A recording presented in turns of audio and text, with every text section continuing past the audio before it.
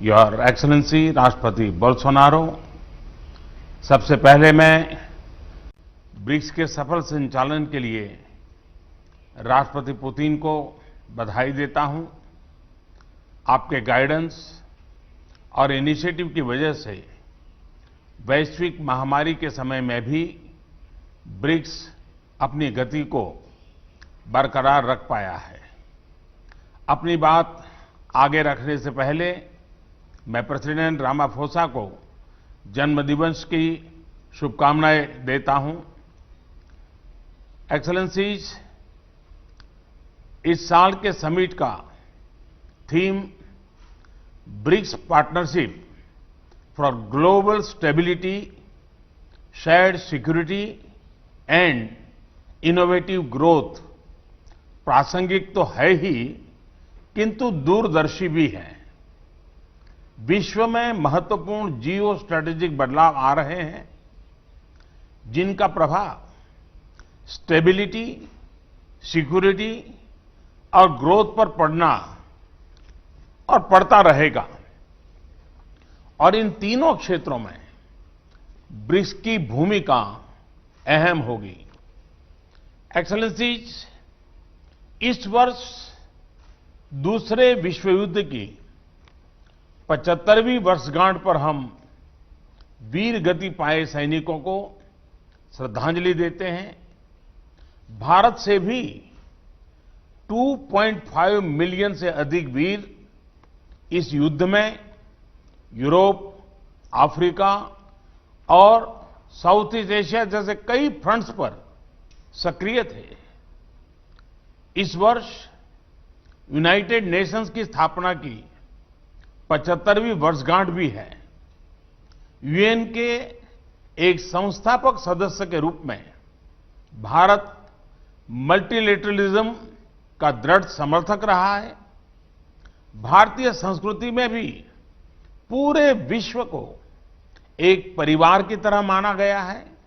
अतः हमारे लिए यूएन जैसी संस्था का समर्थन स्वाभाविक था। यूएन के मूल्यों के प्रति हमारा कमिटमेंट अडिग रहा है। पीस कीपिंग ऑपरेशंस में सबसे अधिक वीर सैनिक भारत ने ही खोए हैं, किंतु आज मल्टीलेटरल सिस्टम एक संकट के दौर से गुजर रहा है। ग्लोबल गवर्नेंस के संस्थानों की क्रेडिबिलिटी और इफेक्टिवनेस दोनों पर ही सवाल उठ रहे हैं। इसका प्रमुख कारण यह है कि इनमें समय के साथ उचित बदलाव नहीं आया। ये अभी भी 75 साल पुराने विश्व की मानसिकता और वास्तविकता पर आधारित है। भारत का मानना है कि यूएन सिक्योरिटी काउंसिल में रिफॉर्म्स बहुत ही अनिवार्य है। इस विषय पर हमें अपने ब्रिक्स पार्टनर्स के समर्थन की अपेक्षा है। यूएन के अतिरिक्त कई अन्य अंतर्राष्ट्रीय संस्थाएं भी वर्तमान वास्तविकताओं के अनुसार काम नहीं कर रहे हैं। डब्ल्यूटीओ, आईएमएफ, डब्ल्यूएचओ जैसे इंस्टीट्यूशंस में भी सुधार होना चाहिए। एक्सेलेंसीज, आतंकवाद आज विश्व के सामने सबसे बड़ी समस्या है।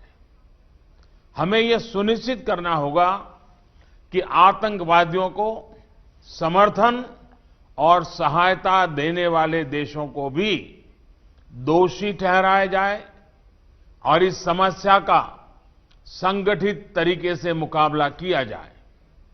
हमें खुशी है कि रूस की अध्यक्षता के दौरान ब्रिक्स काउंटर टेररिज्म स्ट्रैटेजी को अंतिम रूप दे दिया गया है। यह एक महत्वपूर्ण उपलब्धि है और भारत इस कार्य को अपनी अध्यक्षता के दौरान और आगे बढ़ाएगा। एक्सेलेंसी, कोविड के बाद की वैश्विक रिकवरी में ब्रिक्स इकोनॉमीज की अहम भूमिका होगी। हमारे बीच विश्व की 42%, 42% से अधिक आबादी बसती है और हमारे देश ग्लोबल इकोनॉमी के मुख्य इंजन में से हैं।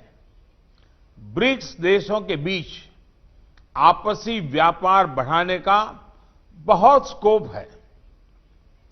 हमारे आपसी संस्थाएं और सिस्टम्स जैसे ब्रिक्स, इंटरबैंक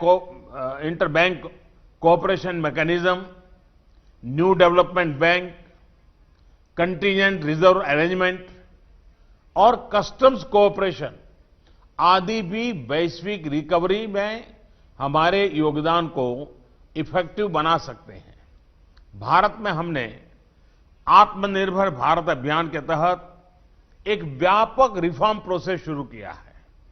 यह कैंपेन इस विषय पर आधारित है कि एक सेल्फ रिलायंट और रेजिलिएंट भारत पोस्ट कोविड अर्थव्यवस्था के लिए फोर्स मल्टीप्लायर हो सकता है और ग्लोबल वैल्यू चेन्स में एक मजबूत योगदान दे सकता है। इसका उदाहरण हमने कोविड के दौरान भी देखा, जब भारतीय फार्मा उद्योग की क्षमता के कारण हम 150 से अधिक देशों को आवश्यक दवाइयां भेज पाए। जैसा मैंने पहले भी कहा है, हमारी वैक्सीन उत्पादन और डिलीवरी क्षमता भी इस तरह मानवता के हित में काम आएगी। भारत और दक्षिण अफ्रीका ने कोविड-19 वैक्सीन उपचार तथा जांच संबंधी इंटेलेक्चुअली प्रॉपर्टी एग्रीमेंट्स में छूट दिए जाने का प्रस्ताव रखा है। हमें आशा है कि ब्रिक्स के अन्य देश भी इसका समर्थन करेंगे। अपनी ब्रिक्स अध्यक्षता के दौरान भारत डिजिटल हेल्थ और ट्रेडिशनल मेडिसिन में ब्रिक्स सहयोग बढ़ाने पर कार्य करेगा।